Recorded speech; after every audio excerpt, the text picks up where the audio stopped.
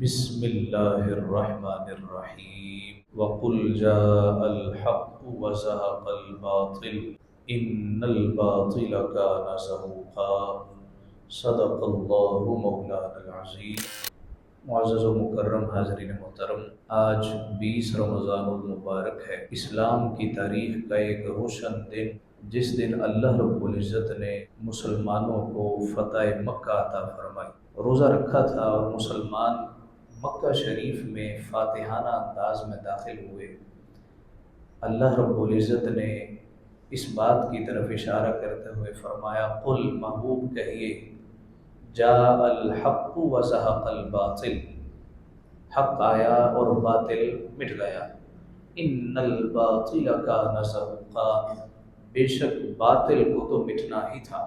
فتح مکہ ہوا کیوں، اس کے محرکات کیا بنے، آج ہم اس کی بابت مختصر گفتگو کر رہے۔ 6 ہجری میں نبی اکرم صلی اللہ علیہ وآلہ وسلم نے صلح حدیبیہ کی۔ ہم اس سے بھی پہلے آتے ہیں، نبی اکرم صلی اللہ علیہ وآلہ وسلم کو مکہ کے لوگ صادق اور امین کہتے تھے۔ آپ کی صداقت کی وجہ سے، امانت کی وجہ سے، شرافت کی وجہ سے لوگ آپ سے بے پناہ محبت کرتے، اپنی امانتیں رکھواتے۔ مگر جیسے ہی آپ نے اعلان نبوت فرمایا تو یہی جو صادق اور امین کہنے والے ہیں یہ جھوٹا کہنے لگے کہ اس معاملے میں تم غلط کہہ رہے ہو۔ حضور علیہ السلام کو طرح طرح کی اذیتیں دینے لگے۔ یہ آج بھی کفر کا ایک مشغلہ ہے۔ کفر آپ کو منع نہیں کرتا کہ آپ نمازیں پڑھیں، آپ مسجدیں بنائیں، آپ ان کے چرچے خرید کے مسجد بنا لیں۔ چرچے خریدتے ہیں مسلمان اور مسجد بنا لیتے ہیں۔ ان کو اصل مسئلہ ہے نظام سے، کہ بھئی یہ نظام جو ہے اسلام کا نہیں ہونا چاہیے۔ تم نے سیاست کی بات نہیں کرنی، تم نے معیشت کی بات نہیں کرنی، تم نے باہر نکل کے معاشرت کی بات نہیں کرنی۔ مسجدوں میں آؤ، نمازیں پڑھو، اندر جو مرضی کرو، باہر آؤ تو ہمارے رنگ میں رنگ جاؤ۔ جب بھی مسلمان کوئی بھی اٹھتا ہے اور وہ اسلامی نظام کی بات کرتا تو پھر اس کو یا تو مار دیا جاتا ہے یا اس کے خلاف پروپیگنڈا اتنا کیا جاتا ہے کہ وہ متنازع ترین شخصیت بن جاتا ہے۔ ہاں اس نے اسلامی نظام کی بات کیسے؟ اور پھر کچھ لوگ ایسے ہوتے ہیں، جب اسلامی نظام معیشت کی بات کریں تو کہتے ہیں کہ اسلام نے کون سا نظام معیشت دیا؟ اس لیے کہ یہ سود کھانا چاہتے ہیں، یہ سود کا نظام چلانا چاہتے ہیں، اور اسلام کی معیشت کی بنیاد ہی اس بات پر ہے کہ تم نے سود کا قلقمہ کرنا۔ تو جب تک آپ نماز کی بات کریں گے آپ اچھے ہیں، آپ قرآن کی بات کریں گے آپ اچھے ہیں، آپ ذکر اذکار کرتے رہیں آپ بہتر ہیں، لیکن جیسے ہی آپ نے ان کے نظام کو چھیڑا سارے آپ کے مخالف ہو جائیں گے۔ آقا علیہ الصلوۃ والسلام نے جو ہی اعلان نبوت فرمایا تو ان کے نظام میں تھرتھلی مچ گئی، ساری آپ کے مخالف ہو گئے، کوڑے اور کرکٹ پھینکنا شروع ہو گئے، آقا علیہ الصلوۃ والسلام کو زد و کوب کرنا شروع ہو گئے، معاشرتی بائیکاٹ کرنا شروع ہو گئے، یہاں تک کہ ایک مرتبہ آپ کا بڑا ہی دل کیا میں کعبے کے اندر جا کے نماز پڑھوں۔ اور حضور معمولی تو نہیں تھے، سرداران قریش میں سے تھے۔ حضور کے دادا کی مسند کعبہ شریف کی دیوار کے ساتھ سجا کرتی تھی۔ جہاں حضور چھوٹے بچے تھے اور اپنے دادا کی مسند پہ بیٹھتے تھے، آپ کے چچا روکتے کہ یہ ابا جی کی مسند ہے، تو جناب عبد المطلب کہتے کوئی اور آئے تو روک دو، اس کو نہیں روک۔ آقا علیہ السلام کا بڑا ہی دل چاہا کہ میں کعبہ شریف کے اندر داخل ہوں۔ کلید بردار، اس کا نام تھا عثمان بن طلحہ، اس کو بلایا اور کہا یار یہ چابی تو دینا۔ کہنے لگا جگ مانگے دے دوں، محمد تجھے نہیں دے دوں، اس لیے کہ یہ تو کون سا نیا دین لے کے آیا ہے۔ آپ خاموش ہو گئے، تکلیف تو بڑی ہوئی، مگر آپ نے فرمایا اے عثمان یاد رکھنا ایک وقت آئے گا یہ چابی میرے دست قدرت میں ہوگی، میرے قبضہ قدرت میں ہوگی، اللہ مجھے یہ چابیاں عطا فرمائے گا اور پھر میں جسے چاہوں گا یہ چابیاں دوں۔ اب وہ استہزائیہ انداز میں ہنسا تو ہوگا، یہ کیسی دیوانوں کی سی بات کی جا رہی ہے۔ نبی اکرم صلی اللہ علیہ وآلہ وسلم کو ہجرت پر مجبور کر دیا گیا۔ آپ نے جب مکہ مکرمہ چھوڑا تو آنکھیں ڈبڈبا رہی تھیں، آنسو چھلک رہے تھے۔ فرمایا اے کعبہ تجھے چھوڑنے کو دل نہیں کرتا، مکہ ام القریٰ ہے، جناب خلیل جناب اسماعیل کی آماجگاہ ہے، تجھے چھوڑنے کو دل نہیں کرتا، مگر کیا کروں تیرے رہنے والے رہنے نہیں دیتے۔ روتی آنکھوں کے ساتھ سرکار دو عالم صلی اللہ علیہ وسلم نے رات کے وقت مکہ مکرمہ چھوڑا، اور جب کوئی ہجرت کرتا ہے وہی ہجرت کا دکھ جانتا ہے کہ ہجرت کرنا کتنا مشکل امر ہے، مگر یہی مشیت عزتی تھی۔ آقا علیہ الصلوۃ والسلام ایک خطے پہ آئے جو بیماریوں کی اما جگہ تھی، اس کو یثرب کہا جاتا تھا، نہ پانی پینے کے قابل، نہ آب و ہوا رہنے کے قابل، نہ مٹی موافق، مگر جب سرکار تشریف لائے صحابہ بیمار ہونا شروع ہو گئے۔ یا رسول اللہ آب و ہوا موافق نہیں آئی، مٹی کو پکڑا، فرمایا یہ طابہ ہے، یہ طابہ ہے، آئندہ کوئی اس کو یثرب نہیں کہے گا، آئندہ اس کو طیبہ کہا جائے گا۔ یثرب کا مطلب ہے بیماریاں پھوٹنے کی جگہ، اور طیبہ کا مطلب ہے وہ جگہ جہاں سے اللہ شفائیں عطا فرمائے۔ تو پھر یہ طیبہ پڑ گیا۔ نبی اکرم جان دو عالم صلی اللہ علیہ وسلم کو یہاں بھی چین سے نہیں رہنے دیا گیا، چھوٹی موٹی جھڑپیں ہوتی، یہاں تک کہ ایک باقاعدہ جنگ ہوئی جسے غزوہ بدر کہا جاتا ہے۔ یہ باقاعدہ کفر و اسلام کا پہلا معرکہ تھا، 313 جانثار حضور کے ساتھ تھے اور 1000 کا لشکر جرار ان کے ساتھ تھا۔ اللہ تعالیٰ نے مسلمانوں کو فتح عطا فرمائی۔ اگلے سال ہی پھر ایک اور جنگ چھیڑ دی گئی، احد، اس میں مسلمانوں کو بظاہر بہت بڑا جانی نقصان ہوا۔ پھر اس کے بعد خندق ہوا، پھر اس کے بعد کئی معاملات ہوئے۔ 6 ہجری کو حضور کے ساتھی عرض کرنے لگے، یا رسول اللہ مکہ چھوڑے کئی سال ہو گئے، بڑا دل کرتا اللہ کا گھر دیکھیں، یا رسول اللہ طواف کریں، ٹھنڈا ٹھنڈا زمزم پئیں، صفا و مروہ دیکھے ہوئے یا رسول اللہ عرصہ گزر گیا ہے، آئیں نا مکہ چلیں۔ حضور نے فرمایا ہماری کوئی ذاتی دشمنی تو ہے نہیں، چلو سارے احرام پر۔ سب نے تیاری شروع کر دی۔ نبی اکرم صلی اللہ علیہ وسلم ایک خاص مقام پہ رکے اور پیغام بھجوایا، ہم جنگ کرنے نہیں آئے، ہم صرف عمرہ کرنے آئے۔ حضرت عثمان غنی ذو النورین کو بھجوائے۔ جناب عثمان وہاں پہنچے، کیسے آئے ہو عثمان؟ بڑے سال ہو گئے۔ کہا میں سفیر بن کے آیا ہوں۔ کون سی سفارتکاری؟ کیا پیغام لائے؟ پیغام یہ ہے کہ ہم صرف عمرہ کرنے آئے ہیں، لڑنے نہیں آئے۔ کہنے لگے اے عثمان یہ سامنے کعبہ ہے، یہ سامنے زمزم ہے، جتنے چکر لگانے ہیں لگاؤ، جتنا پانی پینا ہے پیو، مگر انہیں آنے نہیں دیا جائے گا۔ اب یہ جناب عثمان بن عفان جن کی مصطفیٰ نے تربیت کی، کہنے لگے کعبہ سامنے ہے، دل مچل رہا ہے، مگر کیا کروں مصطفیٰ ساتھ نہیں، باوجود کہ احرام پہننا ہے، میں نے کوئی عمرہ نہیں کرنا، کوئی طواف نہیں ہوگا، کوئی زمزم نہیں پیا جائے گا۔ ادھر خبر پہنچی جناب عثمان کو شہید کر دیا گیا۔ حضور علیہ الصلوۃ والسلام نے بیعت لی، جسے بیعت رضوان کہا جاتا ہے۔ خیر یہاں پہ پھر ایک معاہدہ ہوا، اس معاہدے میں کئی شرائط تھی، ظاہراً مسلمانوں کے خلاف تھی۔ ایک شرط اس میں یہ تھی کہ 10 سال تک مسلمان اور کافر لڑائی نہیں کریں گے، معاہدہ ہو گیا۔ اور جو قبیلہ جن کے ساتھ جانا چاہے وہ جا سکتا، جس طرح ہمارے پارٹیشن ہوئی تو کہا گیا جو پاکستان کے ساتھ ریاست جانا چاہے پاکستان کے ساتھ چلی جائے، جو ان کے ساتھ رہنا چاہے ان کے ساتھ رہے۔ تو یہ ایک معاہدہ ہو گیا، جو قبیلہ ہمارے ساتھ آنا چاہے آئے، جو تمہارے ساتھ جانا چاہے جائے۔ ایک قبیلہ تھا، اس کا نام تھا بنو خزاعہ، اور ایک تھا اس کا نام تھا بنو بکر۔ ان کی آپس میں لڑائی رہتی تھی، بنو خزاعہ مسلمانوں کے ساتھ ہو گئے، بنو بکر ان کے ساتھ ہو گئے۔ خیر جنگ بندی ہوئی، ایک وقتی امن ہو گیا کہ مسلمان جنگوں سے بے خوف ہوئے اور وہ آزادانہ تجارت کرنے لگے۔ بنو بکر کا ایک ذیلی قبیلہ تھا، ایک ذیلی شاخ تھی، اس کا نام بنو نفاسہ بتایا جاتا ہے۔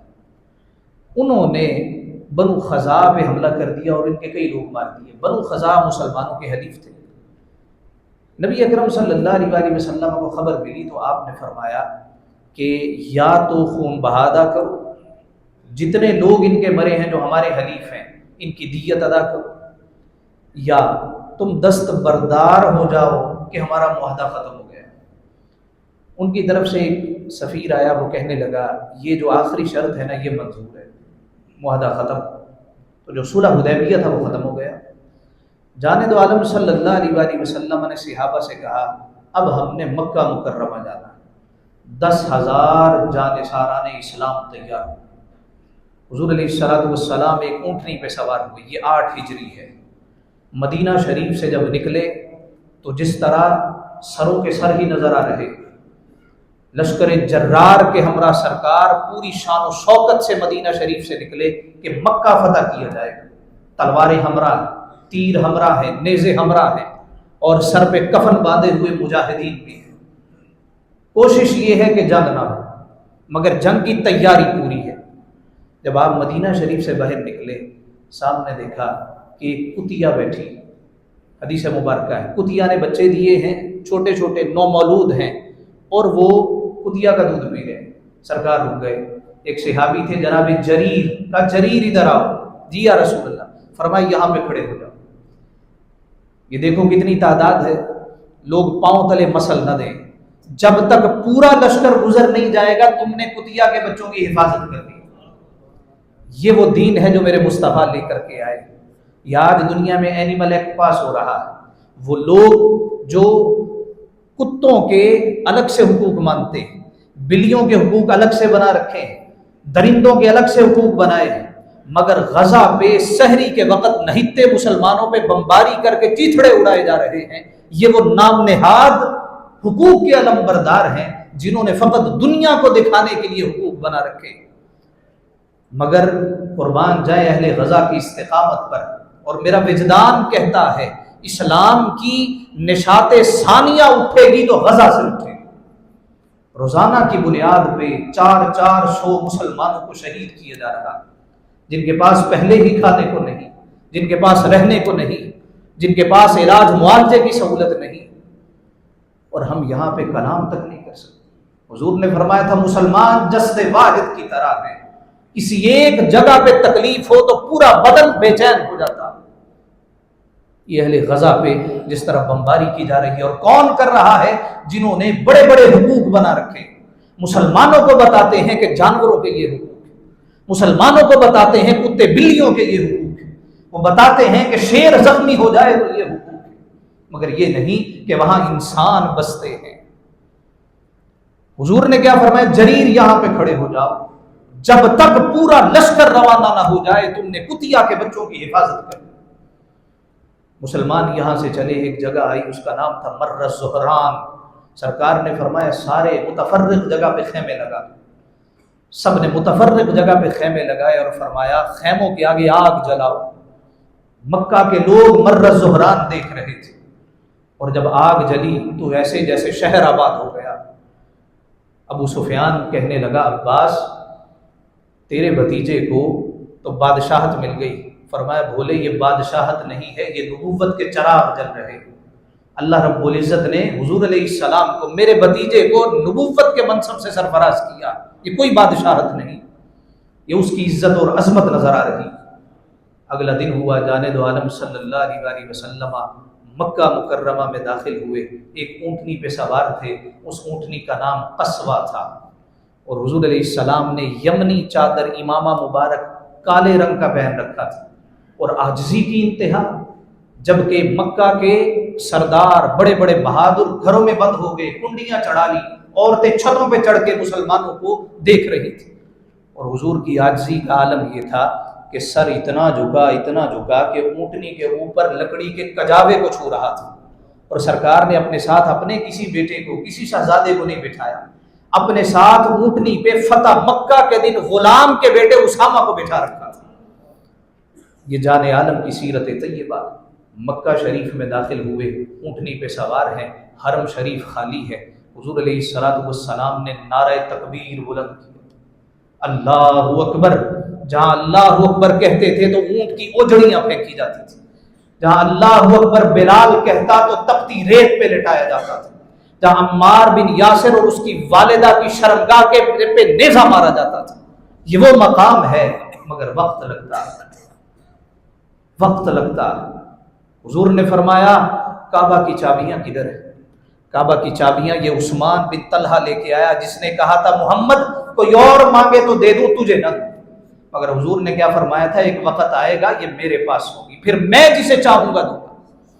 عثمان بن طلحہ سر جھکائے آیا، حضور کو چابیاں دی، جتلایا نہیں، میرے مصطفیٰ نے یاد ہے، مگر عثمان بن طلحہ کو تو خبر تھی اندر ہی اندر شرم سے پانی پانی حضور نے وہ چابیاں لی، فرمایا یہ اللہ رب العزت نے چابیاں ہمیں دے دی اور میں اب جس کو چاہوں دوں۔ اب سب کی نظریں ہیں چابیاں دے، اب جان رحمت کا آوازہ بلند ہوا، فرمایا عثمان کدھر ہے؟ یہ وہی عثمان بن طلحہ جس نے چابیاں دینے سے انکار کیا۔ آگے آگے، جی یا رسول اللہ مجرم حاضر ہے۔ فرمایا یہ چابیاں میں تجھے دیتا ہوں اور میں آج اعلان کرتا ہوں قیامت تک یہ چابیاں تیری نسل میں رہیں گی۔ وہ زماں جس کو سب کن کی کنجی کہیں، اس کی نافذ حکومت پہ لاکھوں سلام۔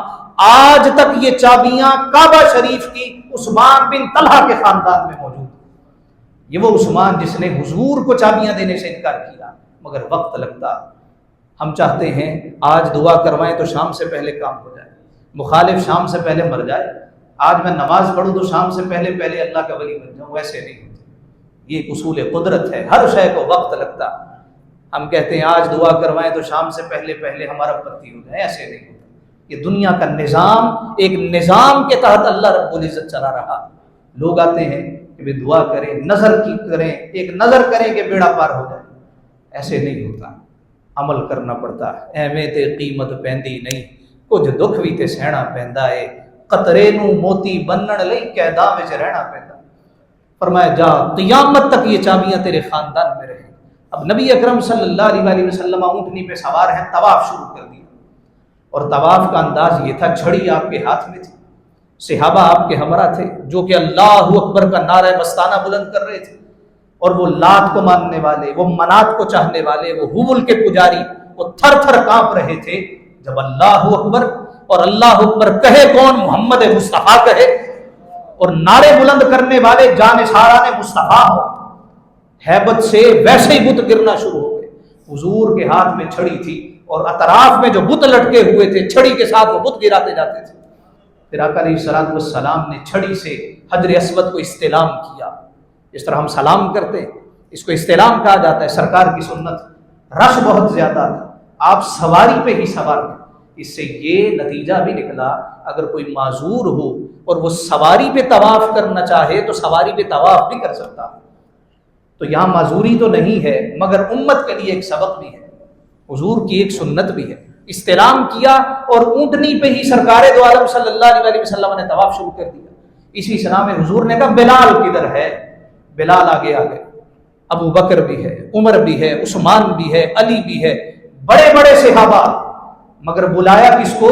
جس کو صحن کعبہ میں امیہ مارا کرتا تھا، اس غلام کو بلایا گیا۔ بلال، جی یا رسول اللہ، لبیک یا رسول اللہ، یا رسول اللہ بلال حاضر ہے۔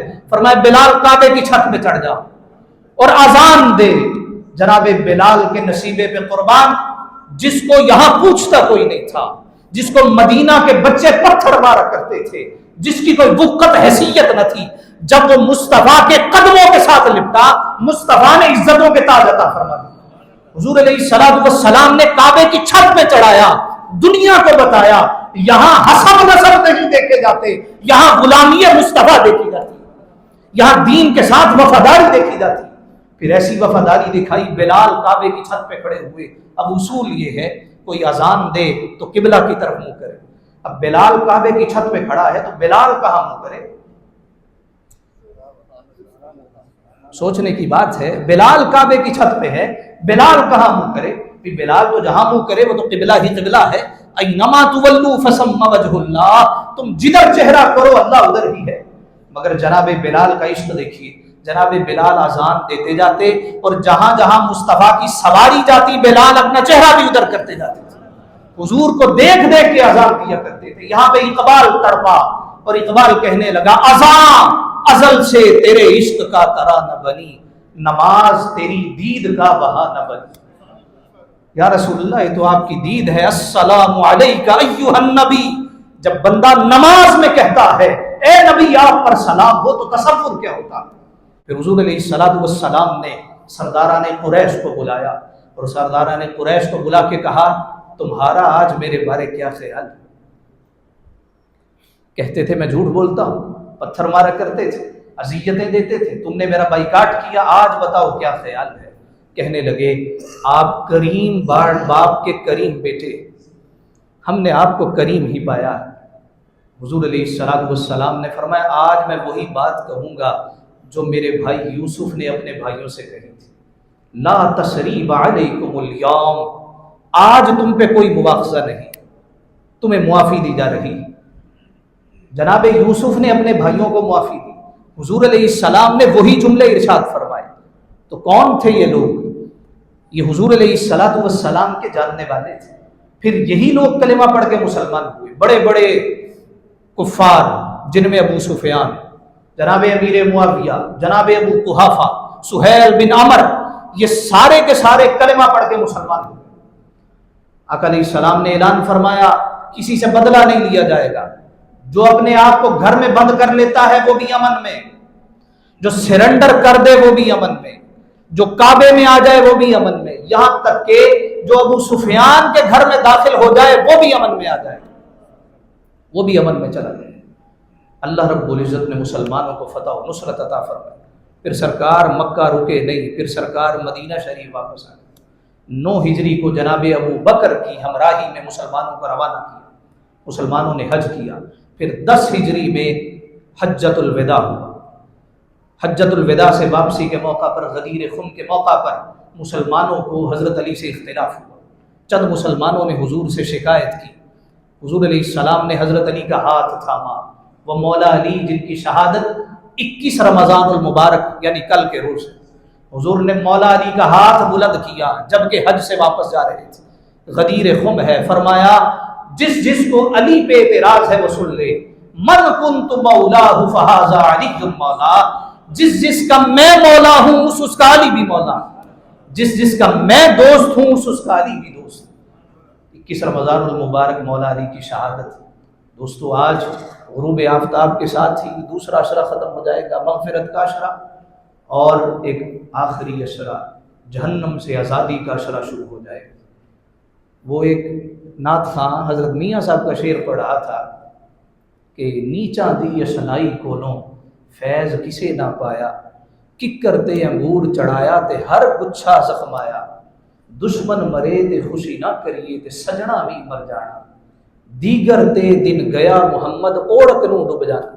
اس کا مطلب یہ ہے کہ دیگر تے دن گیا محمد، یہ ابھی 1 بجنے والا ہے، 10 بھی بجتے ہیں، صبح بھی ہوتی ہے، 12 بھی بجتے ہیں، ظہر کا وقت بھی ہوتا ہے، ظہر کے بعد دیگر ہو جاتی ہے جس کو پرانی پنجابی میں دیگر ویلا کہتے ہیں۔ ظہر کے بعد دیگر ویلا آ جاتا ہے، پھر اس کے بعد عصر ہے اور پھر مغرب ہے، پھر سورج ڈوب جاتا ہے۔ دوستو ہماری زندگی بھی اسی طرح، ہم میں سے کوئی 10 بجے کا وقت پا رہا ہے، کوئی اپنی جوانی کے عروج پہ پہنچ چکا ہے، کسی کی زندگی کی دوپہر ہو چکی ہے، اور کوئی دیگر ویلے پہ پہنچ گیا۔ دیگر تے دن گیا محمد اوڑک نوں ڈب جانا، اس کے بعد پھر ڈوبنا ہے۔ کوئی ایسے ہیں جن کا دیگر بھی چلا گیا، اب ڈوبنے کی جگہ، اب سانسوں کی ڈوری ٹوٹ رہی ہے۔ یہ آخری عشرہ جہنم سے آزادی کا عشرہ۔ فرمایا فمن زحزح عن النار وادخل الجنة فقد فاز، تحقیق جو جہنم سے بچایا گیا اور جنت میں داخل کیا گیا یہی کامیاب۔ وما الحیات الدنیا الا متاع الغرور، اور یہ دنیا کی زندگی ہے کیا سوائے دھوکے کے، سوائے پانی کے بلبلے کے۔ کتابوں میں ہے قیامت کے روز بدکار تو بدکار، نیکوکار بھی شرمندہ اور پشیمان ہو۔ ان کی پشیمانی کی وجہ یہ ہوگی وہ اللہ کے حضور عرض کریں گے اے مولا افسوس اس بات کا ہے دنیا میں ہم نے جو وقت برباد کیا وہ برباد بھی کیوں، ایک لمحہ بھی ہمارا ضائع کیوں گیا۔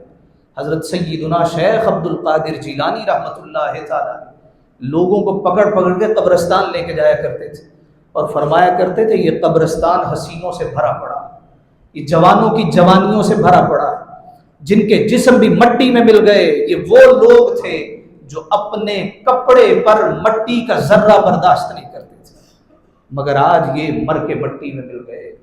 دوستو ابھی بھی وقت ہے، یہ سانسوں کی ڈوری چل رہی ہے، ہم کمزور لوگ ہیں، ہم ہلکے لوگ ہیں، اور وہ ذات بڑی عظیم ذات ہے۔ وہ کہتا ہے لمن الملک اليوم، کس کی آج بادشاہت؟ للہ الواحد القہار، کدھر گئے بڑے بڑے بادشاہ، کدھر گئے سلاطین، کدھر گئے ہمارے آبا و اجداد، کوئی نہ رہا نہ ہم نے رہنا۔ یہ وقت غنیمت ہے، اس کو غنیمت سمجھنا چاہیے۔ یہ مغفرت کا اشرا اپنے اختتام کو پہنچ رہا اور آخری اشرا جہنم سے آزادی کا اشرا۔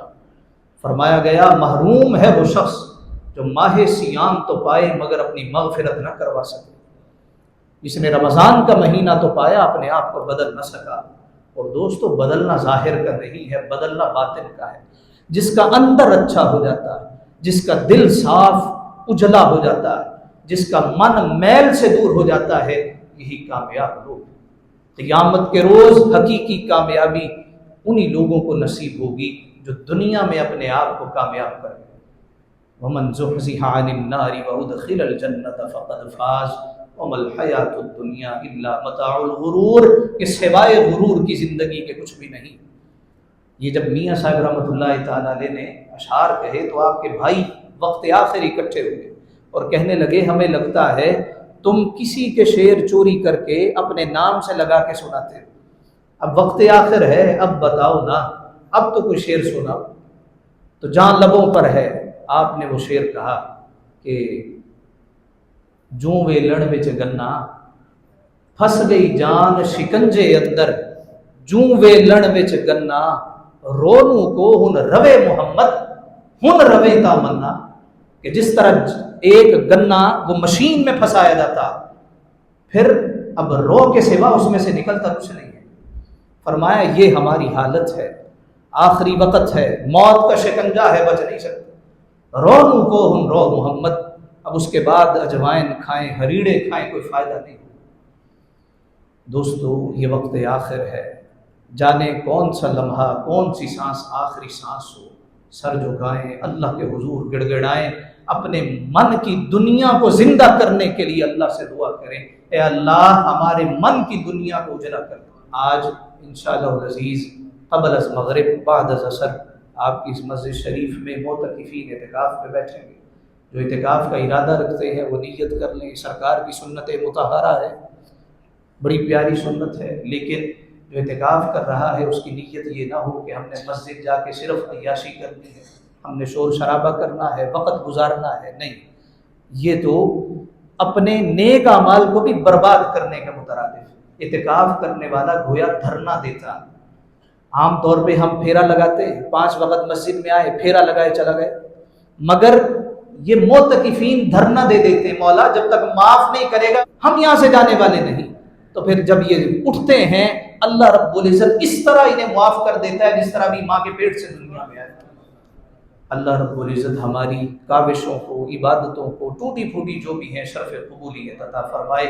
ہم بندے بشر ہیں، کو غلطیاں کوتاہیاں ہو جاتی ہیں، مولا ہماری غلطیاں کوتاہیاں لغزشیں مولا ان کو معاف فرمائے۔ وآخر دعوانا ان الحمد للہ رب العالمین۔